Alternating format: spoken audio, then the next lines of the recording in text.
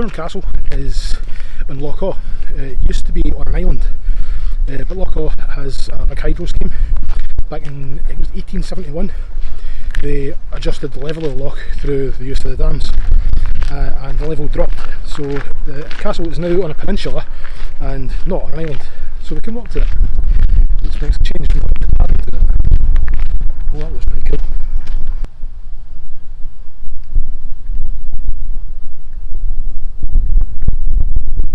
As we've mentioned a few times, this whole area is very much a Campbell area. Campbell lands stretch pretty much from the coast, or the west coast, all the way across to the 𝕬𝖆𝖑𝖊, and also further south from here, and all the way down to the bottom of Argyll.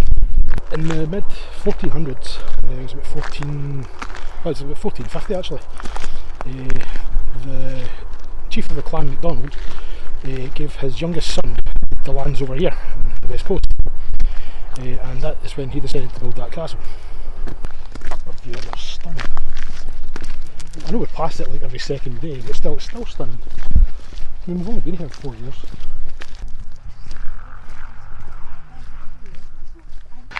Now, as I said, the castle was constructed in about 1450.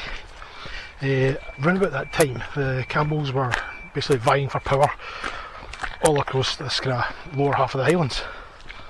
They basically did that, carried on that for about 150, 200 years. Basically taking lands off anybody they could possibly take lands off of. Now, the guy who built this castle was the first Sir Colin Campbell of 𝕮𝖆𝖘. He built this castle. He also built 𝕮𝖆𝑘𝑙𝑑𝑑𝑑 Castle, which is now 𝕮𝑆𝑘𝑙𝑑𝑑𝑑 Castle, not to be confused with the 𝕮𝑆𝑘𝑙𝑑𝑑 Castle that's in 𝕮𝑆𝑘. And that kind of cemented his hold on power right across this area. As I mentioned, the Colin Campbell and the Campbells in general took lands from everyone else. They built 𝕮𝑆𝑘𝑙𝑑𝑑𝑑 Castle that was from Clan MacGregor, so they were the losers in that one. Wow. As I've been here quite a few times, and every time I come here, wow!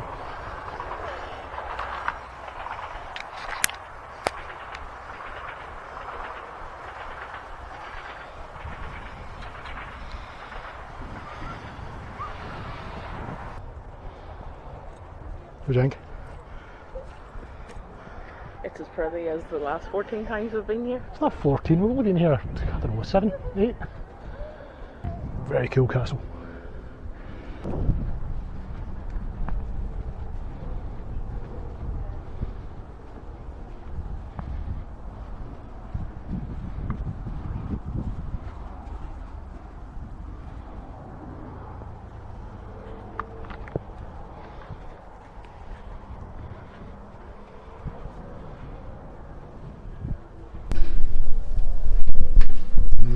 Again. Look out for ghosts. There's no ghosts. There's ghosts. In here? In here. Apparently, when this castle was in use, there was a child held here against its will. And you can hear the child crying in this room. Whoa! You're half lit.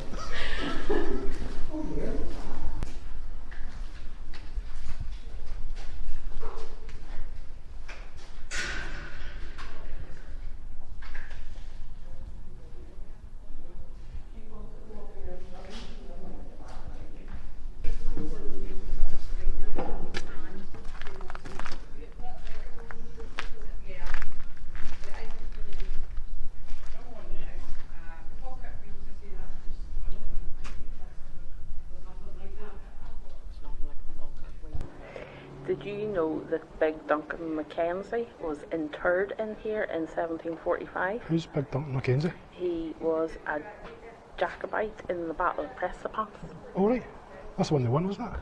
Let's hope so. Yeah. Or am I hitting a crowd? No, I'm hitting a Kilchurn. Ah, you're getting Kilchurn. Pressing Pan. Oh no.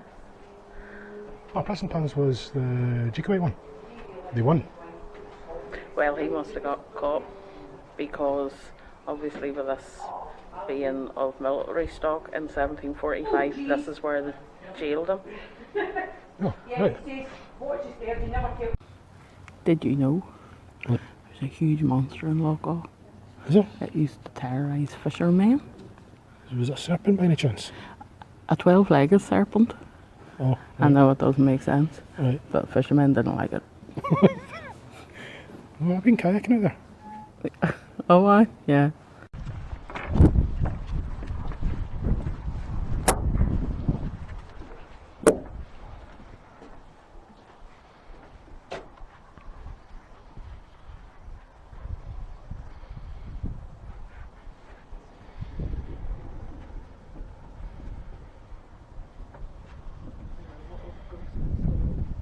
There are a lot of ghostly stories associated with this area.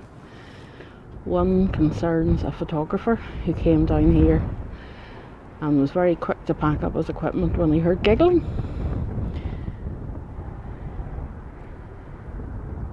He ran when the giggling stopped and an invisible person started skimming stones over the frozen water.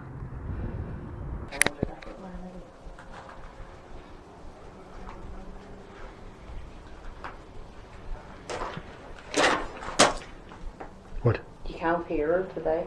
Can't hear who today? The disembodied voice of a woman screaming, "Free me!" What? People visiting the castle have heard a voice of a woman shouting, "Free me!" People here have heard footsteps up there, Yeah. and when they go up there, there's nobody up there. Well, you mean people in this room we're in now? Yeah, Hearing noises coming from, like, there, yeah, but there's nobody there. no. Okay.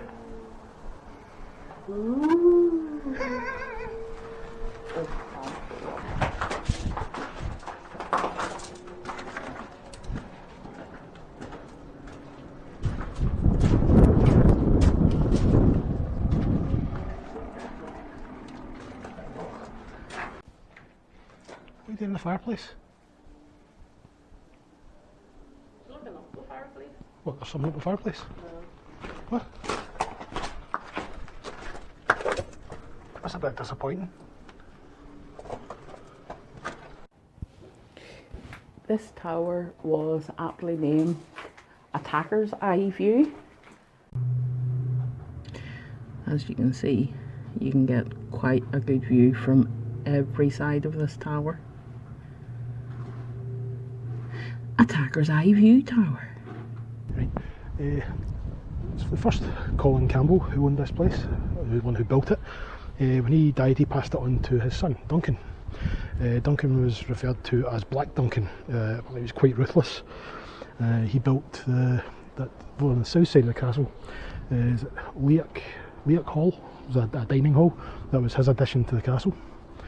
And again, he was as ruthless as the rest of the Campbells, and continued to pillage and take more land from everybody else around. In 1681, John Campbell, descendant of Black Duncan, had this place, and he built this particular section here as a barracks. It was 3 stories and it would hold about 200 troops. Now, there's lots of stories of the Campbells being not necessarily the good guys, but John appeared to be quite sympathetic to the Jacobite cause. He negotiated with the Jacobites quite often, while still serving William III.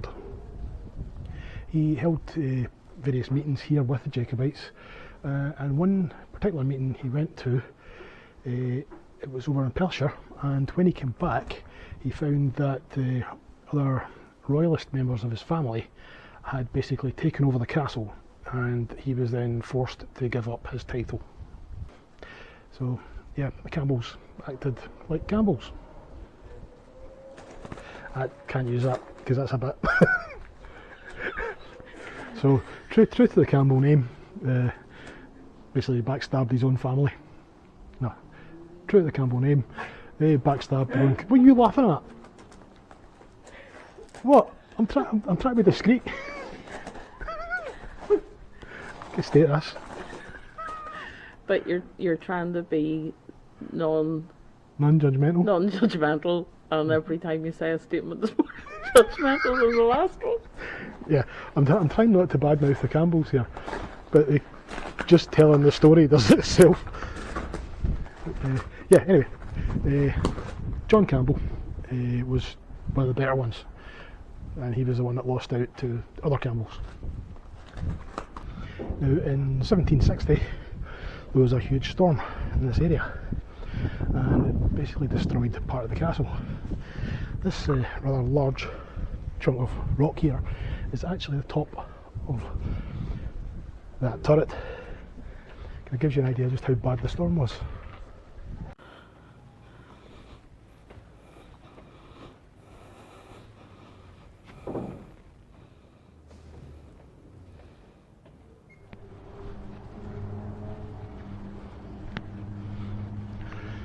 Now I mentioned John Campbell being sympathetic towards the Jacobites. Well, so he used to have lots of meetings here and such. Eventually lost his ownership of the place over his involvement in the 1750 uprising. Well, not just that, it was the 1715 uprising and the fact that he continued to support the Jacobites, obviously to the disapproval of the rest of the Campbells. When he owned the place and he started turning it into a kind of military installation, like a barracks, he did that in direct competition with Fort William. In this case, Fort William won out, hence the name Fort William, after William III. This side of the castle has had a fair bit of damage with various walls dropping over. You see there's quite a few fences and things up to stop you getting too close, you know, in case buildings collapse on you. Not that we know anything about buildings collapsing on you and stuff, but this is really boggy. What'd you take us this way for? So generally the views down here are absolutely stunning. It's a really nice place to have a castle, if you could keep it for long enough. 𝕯𝖑𝖈𝖔𝖚 is behind us, where Martin kayaked out to. But there is an interesting story about the island. 𝕯𝖑𝖈𝖔𝖚 translates into Heather Island, but the Campbells believe there was a different story behind it. There is a hero in Celtic mythology called 𝕯𝖑, and he is believed to have gone out to that island to seek out the fruit of youth. It grew on a rowan tree on the island, and it was protected by a dragon who wrapped itself round the trunk. Now, he successfully got the fruit and brought it back here, but when he went to get the tree, the dragon destroyed him. There allegedly is a cairn on 𝕯𝖑𝖈𝖔𝖚 of the spot where he fell.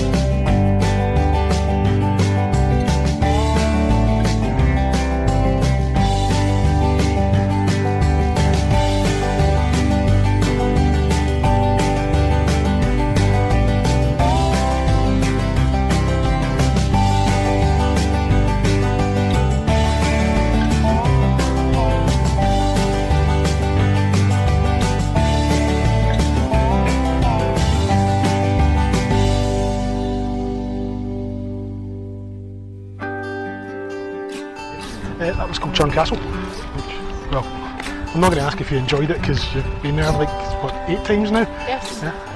Shout out to Janet from Boston. We love Kilchurn quite a lot, and I was sent her to 𝕶𝖎𝖑𝖈𝖍𝖘.